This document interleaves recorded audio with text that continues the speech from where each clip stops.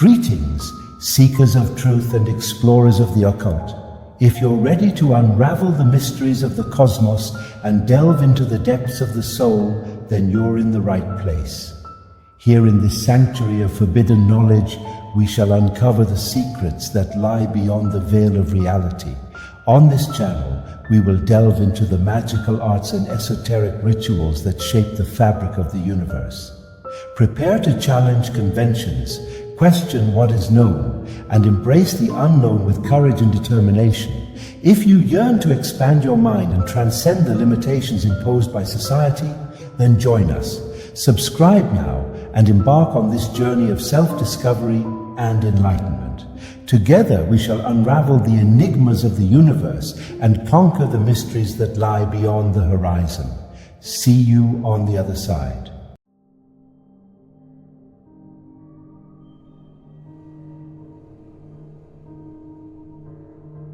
The adept who has mastered this ritual, successfully realizing the full import of this controlled rapture, ought not to allow his mind to loosen its grip on the astral imagery of the star spate, will symbol or soul symbol, or even to forget its duty to the body and the sensible surroundings. Nor should he omit to keep his body of light in close touch with the phenomena of its own plane, so that its privy consciousness may fulfill its proper functions of protecting his scattered ideals from obsession. But he should have acquired by previous practice the faculty of detaching these elements of his consciousness from their articulate center, so that they become temporarily independent responsible units, capable of receiving communications from headquarters at will, but perfectly able, 1, to take care of themselves without troubling their chief, and 2, to report to him at the proper time. In a figure, they must be like subordinate officers, expected to display self-reliance, initiative, and integrity in the execution of the orders of the day. The adept should therefore be able to rely on these individual minds of his to control their own conditions without interference from himself for the time required, and to recall them in due course, receiving an accurate report of their adventures. This being so, the adept will be free to concentrate his deepest self, that part of him which unconsciously orders his true will upon the realization of his holy guardian angel.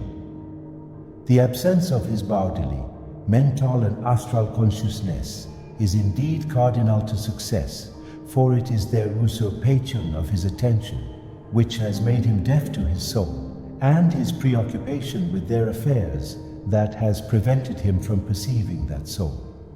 The effect of the ritual has been to keep them so busy with their own work that they cease to distract him, to separate them so completely that his soul is stripped of its sheaths, to arouse in him an enthusiasm so intense as to intoxicate and anesthetize him that he may not feel and resent the agony of this spiritual vivisection, just as bashful lovers get drunk on the wedding night, in order to brazen out the intensity of shame which so mysteriously coexists with their desire. To concentrate the necessary spiritual forces from every element and fling them simultaneously into the aspiration towards the holy guardian angel, and to attract the angel by the vibration of the magical voice which invokes him. The method of the ritual is thus manifold. There is firstly an analysis of the adept which enables him to calculate his course of action. He can decide what must be banished, what purified, what concentrated. He can then concentrate his will upon its one essential element, overcoming its resistance, which is automatic like a physiological reflex, by destroying inhibitions through his ego-overwhelming enthusiasm. The other half of the work needs no such complex effort, for his angel is simple and unperplexed, ready at all times to respond to rightly ordered approach. It is impossible to overcome one's inhibitions by conscious effort. Their existence justifies them. God is on their side, as on that of the victim in Browning's instance Tyrannus, a man cannot compel himself to love however much he may want to on various rational grounds. But on the other hand, when the true impulse comes, it overwhelms all its critics. They are powerless either to make or break a genius. It can only testify to the fact that it has met its master. But the results of the ritual are too various to permit of rigid description. One may say that, presuming the union to be perfect, the adept need not retain any memory whatsoever of what has occurred. He may be merely aware of a gap in his conscious life and judge of its contents by observing that his nature has been subtly transfigured.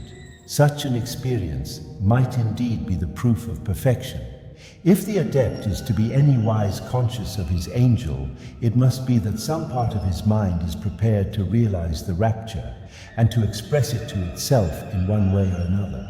This involves the perfection of that part, its freedom from prejudice and the limitations of rationality, so-called. For instance, one could not receive the illumination as to the nature of life which the doctrine of evolution should shed if one is passionately persuaded that humanity is essentially not animal or convinced that causality is repugnant to reason.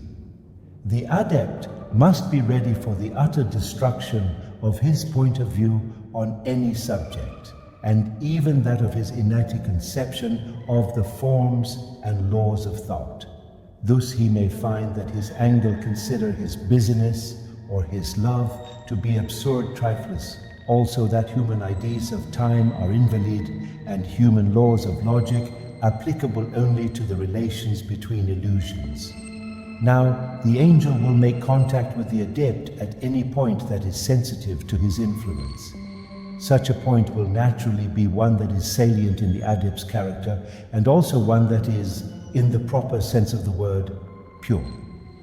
Thus, an artist, attuned to appreciate plastic beauty, is likely to receive a visual impression of his angel in a physical form, which is sublimely quintessential of his ideal. A musician may be rapt away by majestic melodies such as he never hoped to hear. A philosopher may attain apprehension of tremendous truths, the solution of problems that had baffled him all his life. Conformably with this doctrine, we read of illuminations experienced by simple-minded men, such as a workman who saw God and likened him to a quantity of little peers.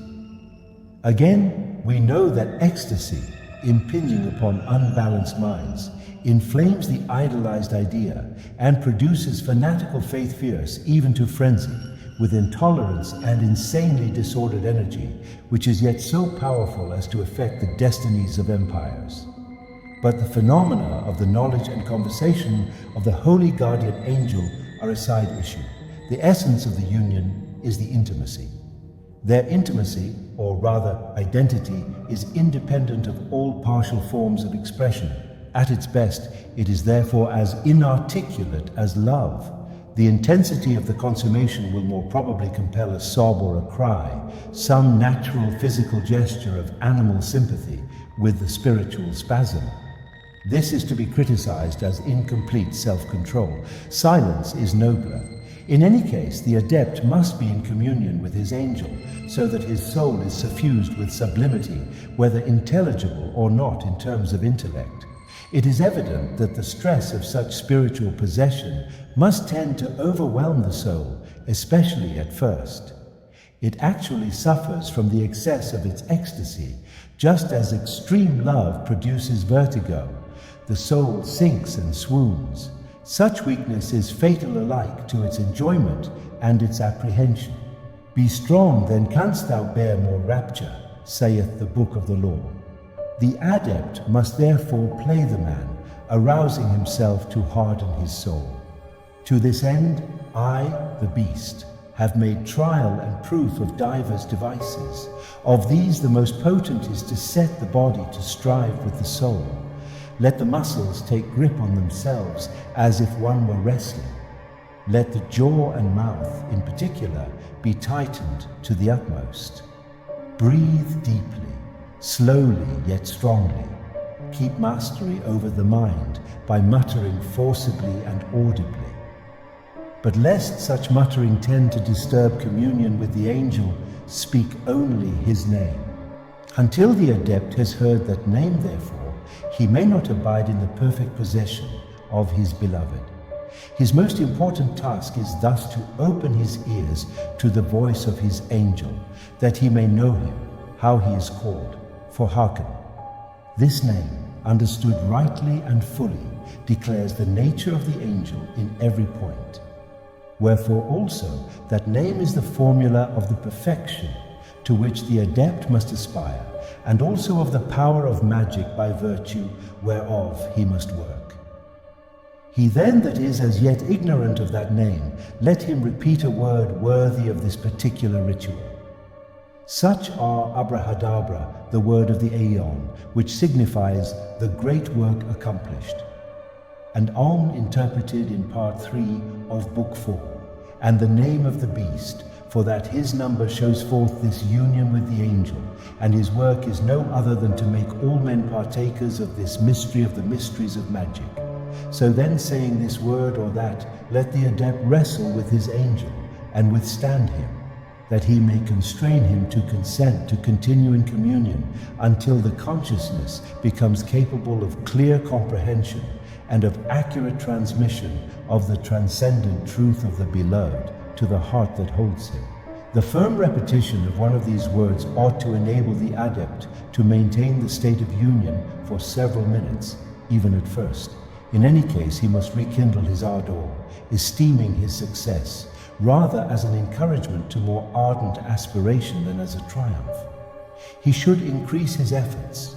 Let him beware of the lust of result, of expecting too much, of losing courage if his first success is followed by a series of failures. For success makes success seem so incredible that one is apt to create an inhibition fatal to subsequent attempts. One fears to fail. The fear intrudes upon the concentration and so fulfills its own prophecy. We know how too much pleasure in a love affair makes one afraid to disgrace oneself on the next few occasions.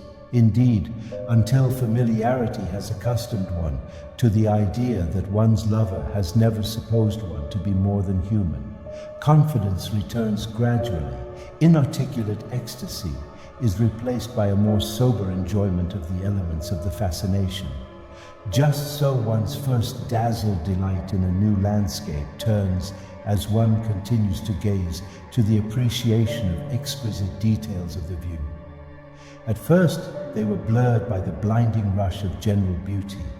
They emerge one by one as the shock subsides and passionate rapture yields to intelligent interest. In the same way, the adept almost always begins by torrential lyrics, painting out mystical extravagances about ineffable love, unimaginable bliss, inexpressible infinities of illimitable utterness. He usually loses his sense of proportion, of humor, of reality, and of sound judgment. His ego is often inflated to the bursting point, till he would be abjectly ridiculous if he were not so pitifully dangerous to himself and others. He also tends to take his newfound truths of illumination for the entire body of truth and insists that they must be as valid and vital for all men as they happen to be for himself. It is wise to keep silence about those things unlawful to utter, which one may have heard in the seventh heaven. This may not apply to the sixth. The adept must keep himself in hand, however, tempted to make a new heaven and a new earth in the next few days by trumpeting his triumphs. He must give time a chance to redress his balance, sore shaken by the impact of the infinite. As he becomes adjusted to intercourse with his angel, he will find his passionate ecstasy develop a quality of peace and intelligibility which adds power, while it informs and fortifies his mental and moral qualities instead of obscuring and upsetting them. He will by now have become able to converse with his angel, impossible as it once seemed, for he now knows that the storm of sound which he supposed to be the voice was only the clamor of his own confusions. The infinity nonsense was born of his own inability to think clearly beyond his limits, just as a bushman confronted by numbers above 5, can only call them many. The truth told by the angel, immensely as it extends the horizon of the adept, is perfectly definite and precise. It does not deal in ambiguities and abstractions. It possesses form and confesses law in exactly the same way and degree as any other body of truth. It is to the truth of the material and intellectual spheres of man very much what the mathematics of philosophy with its infinite series and Cantorian continuity is to schoolboy arithmetic. Each implies the other, though by that one may explore the essential nature of existence, and by this are pawnbrokers' profits. This then is the true aim of the adept in this whole operation, to assimilate himself to his angel by continual conscious communion. For his angel is an intelligible image of his own true will, to do which is the whole of the law of his being. Also the angel appears in Tifereth, which is the heart of the Ruach, and thus the center of gravity of the mind. It is also directly inspired from Kether, the ultimate self, through the path of the high priestess, or initiated intuition. Hence the angel is in truth the logos or articulate expression of the whole being of the adept, so that as he increases in the perfect understanding of his name, he approaches the solution of the ultimate problem, who he himself truly is. Unto this final statement, the adept may trust his angel to lead him, for the Tifereth consciousness alone is connected by paths with the various parts of his mind. None therefore save he hath the knowledge requisite for calculating the combinations of conduct, which will organize and equilibrate for forces of the adept, against the moment when it becomes necessary to confront the abyss. The adept must control a compact and coherent mass if he is to make sure of hurling it from him with a clean-cut gesture. Sigh the beast 686, lift up my voice and swear that I myself have been brought hither by mine angel. After that I had attained unto the knowledge and conversation of him by virtue of mine ardor towards him, and of this ritual that I bestow upon men my fellows, and most of his great love that he beareth to me. Yea, verily, he led me to the abyss. He bade me fling away all that I had and all that I was, and he forsook me in that hour. But when I came beyond the abyss, to be reborn within the womb of Babylon, then came he unto me abiding in my virgin heart, its Lord and lover. Also he made me a magus, speaking through his law the word of the new aeon, the aeon of the crowned and conquering child. Thus he fulfilled my will to bring full freedom to the race of men. Yea, he wrought also in me a work of wonder beyond this. But in this matter I am sworn to hold my peace.